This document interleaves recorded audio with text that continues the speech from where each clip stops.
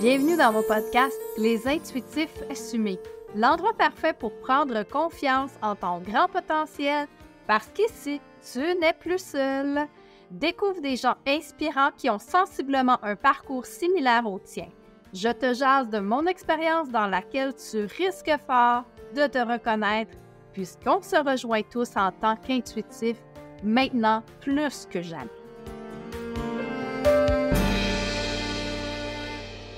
Dans mon dernier épisode, je te parlais de mes peurs, mes plus grandes frayeurs, celle d'être vue, celle d'être entendue. Et je peux te dire qu'aujourd'hui, ça n'a pas changé, ça me rattrape encore.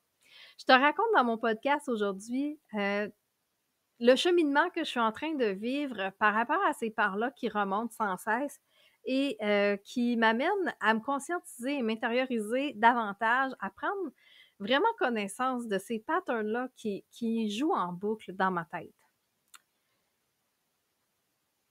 Je te raconte, j'avais un invité sur mon podcast, en fait, avec qui j'avais fait déjà l'enregistrement. Et quand je suis venue pour faire le montage audio, il n'y avait rien qui fonctionnait, le son était saccadé. Je ne pouvais pas corriger rien, ni quoi que ce soit. Et j'envoie tout ça à ma coach de l'Académie du podcast. Elle me dit, mais c'est pas tant son audio parce que son son serait bon, c'est juste que c'est sa connexion Internet qui n'a pas fonctionné. Elle n'était pas assez puissante. Donc, il va falloir que tu recommences ton enregistrement de podcast. Et là, moi, j'ai envie de pleurer parce que moi, je me dis, OK, mes 3 épisodes sont prêts, mon lancement, il est presque prêt, je suis à 6 jours de mon lancement, tout va bien. Et là, je dois recommencer cet épisode-là. Mais comme je n'ai pas mon invité qui est disponible maintenant, je dois refaire un épisode de remplacement et ça me fout une trouille paralysante. Je revis le syndrome de la fameuse page blanche que je te parlais dans mon dernier épisode et ce syndrome-là qui me suit depuis tellement d'années me rend vulnérable. Vulnérable au point d'avoir envie de pleurer puis de me demander encore une fois, est-ce que je suis à la bonne place et est-ce que ce podcast-là, c'est une bonne idée que je le fasse? Et à chaque fois, la réponse est la même, c'est ben oui, il faut que tu fasses entendre ta voix, il faut que tu parles, les gens ont besoin de toi, tu as besoin d'être au service de l'humanité, c'est ce que tu aimes le plus faire au monde, aider les gens. Alors, pourquoi tu ferais pas ton podcast? Et ça, c'est la voix dans ma tête, mais c'est aussi la connexion avec mes guides.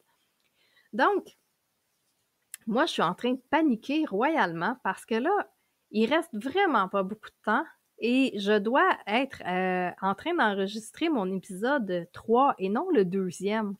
Donc, je trouve ça un peu stressant, je trouve ça vraiment challengeant. De devoir recommencer, de ne pas être en contrôle de la situation, de ne pas être assez avancée à mon goût, de ne pas être assez parfaite.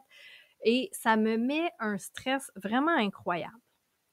Hier, c'était la journée où j'annonçais à mes auditeurs que je ferais un podcast. C'était le grand coming out, si on veut. Je sortais du garde-robe et là, j'annonçais vraiment cette grande surprise-là que je prépare depuis des semaines maintenant. J'avais le vent dans les voiles. Vraiment, là, c'était super, c'était motivant, c'était génial. J'avais une grande motivation, j'avais plein d'idées. La création, la créativité était à son top. Je me couche en me disant « Ah yes, demain j'enregistre mon podcast numéro 2. » Je me lève, blackout total, page blanche, pas de son, pas d'image, comme dans mon passé. Comme ces fois-là où je t'ai raconté que j'ai figé devant un grand public dans ma pièce de théâtre. Ça a fait le même feeling, le même stress ce matin. Et là, je suis au bord des larmes et là, je me dis « Hey, il faut que j'enregistre un podcast. » Qu'est-ce que je vais faire? Parce que je peux pas enregistrer un podcast avec cette énergie-là de la fille qui a envie de pleurer, puis de transmettre cette énergie-là aux gens. Parce que dans ces moments-là où je ne contrôle pas les choses, je me sens totalement vulnérable. Et là, je me dis, bon, je vais demander à ma bonne amie Diane qu'elle me raconte une anecdote cocasse qui m'est arrivée dans ma vie. Diane est ma grande amie depuis de nombreuses années, alors elle me connaît très, très bien. Elle a vécu plusieurs expériences avec moi et des anecdotes ensemble, on en a plusieurs. Donc, ma chère amie Diane de me dire: «Ben oui, rappelle-toi les petits crabes en Gaspésie». Et là, j'éclate de rire et j'arrive à ouvrir et à me détendre mon système nerveux parce que tous ceux qui me connaissent savent que j'ai une grande connexion avec les animaux. Mais là, j'étais loin de m'imaginer que cette connexion-là viendrait me pincer les orteils en pleine mer, alors que tout le monde autour de moi sont tranquilles, c'est la belle vie, tout le monde on est à Carleton, il fait beau, il fait chaud, et là, moi, je rentre dans l'eau toute fière parce que j'adore l'eau, c'est mon élément, surtout la mer, c'est là où je me sens à la maison. Ça fait pas 10 secondes que je suis dans l'eau, il y a un crabe qui vient me pincer un orteil. Moi, je crie comme une vraie folle dans l'eau. Les gogoons revolent parce que c'était des gros galets et ces galets-là, ben, c'était instable, donc j'avais mis mes gogoons, mais j'avais pas de souliers de plage, donc les gogoons ont revolé. Et là, moi, je me suis ramassée sur le dos dans l'eau, vraiment épouvantée parce que je sais pas la grosseur de qu'est-ce qui est là dans l'eau qui m'a pincée, puis je sais pas c'est qui, c'est-tu un crabe, c'est-tu un écrevisse, et là, je le vois, le petit crabe.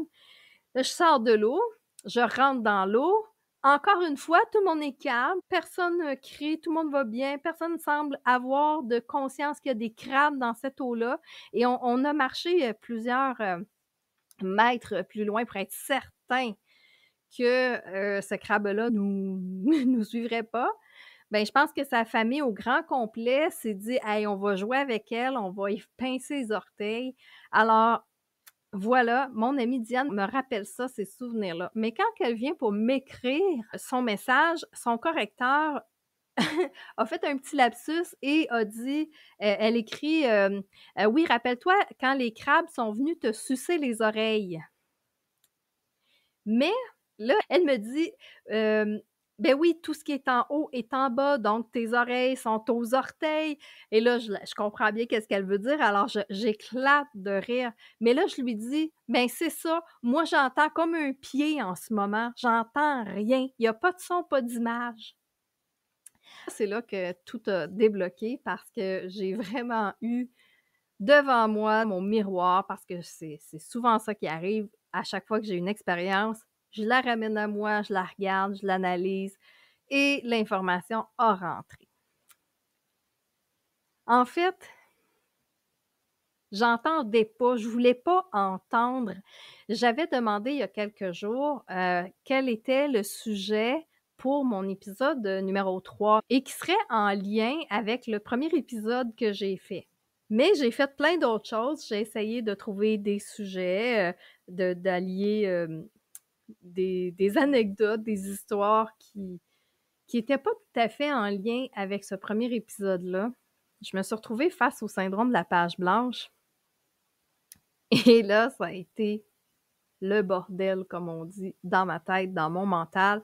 Vraiment, j'ai commencé ma journée comme ça. Donc, ce que j'avais pas conscientisé, c'est la demande que j'avais faite à mes guides, à ma guidance, pour avoir ce fameux sujet-là qui aurait un lien, qui aurait une suite, et pour que vous puissiez comprendre de quoi que je parle. Après l'histoire du crabe, là, j'ai bien compris que la procrastination, je pense que c'est une de mes plus grandes forces. En fait, c'est pas une force, c'est un talent. J'ai un talent inouï de procrastination depuis toute ma vie. Mais on sait que la procrastination, parfois, ça peut être très proche de l'intuition parce que on peut se dire, OK, est-ce que je procrastine vraiment? Je remets tout à demain parce que je veux vraiment pas le faire, parce que j'ai des peurs, peur de l'échec, peur du succès, peur de vivre un stress. Est-ce que c'est intimidant, cette tâche-là, de faire des podcasts? Assurément, je vais dire que oui, c'est intimidant pour moi de faire un podcast, d'être là en vidéo ou en audio devant toi et de parler dans tes oreilles. Parce que c'est l'histoire de toute ma vie, cette peur-là, et de m'être cachée, de m'être éteinte parce que je voulais pas être vue, parce que je ne voulais pas être entendue. Par contre, je sais aussi qu'à chaque fois qu'il y a quelque chose qui arrive comme ça, quand c'est compliqué, c'est que c'est pas divin. Alors, c'était assurément pas le bon timing et je n'avais pas compris et conscientisé tout ce que je devais en retenir pour pouvoir te faire ce podcast-là aujourd'hui. Est-ce que c'est intimidant en ce moment de te parler de tout ça, de ma vulnérabilité? Absolument que ça l'est. Mais je suis certaine que toi aussi, tu vis ce genre de moment-là où t'es pas trop sûr que tu es à la bonne place et que finalement, l'univers t'envoie tous les signes possibles pour te dire, ben oui, t'es à la bonne place, c'est juste pas le bon timing. C'est juste qu'il te manque un petit alignement, là, pas grand-chose, quelques millimètres, mais ça va venir avec le temps. Laisse aller, lâche prise. Est-ce que ça fait du sens pour toi, tout ce que je te raconte en ce moment? Je suis vraiment certaine que je suis pas toute seule à vivre ce genre de situation-là. Alors, ce que ça m'a emmené, c'est vraiment à nous intérioriser ensemble pour aller chercher le rayon de confiance. Aller se concentrer quelques instants, quelques minutes, même si tu es au travail, que tu sois en auto.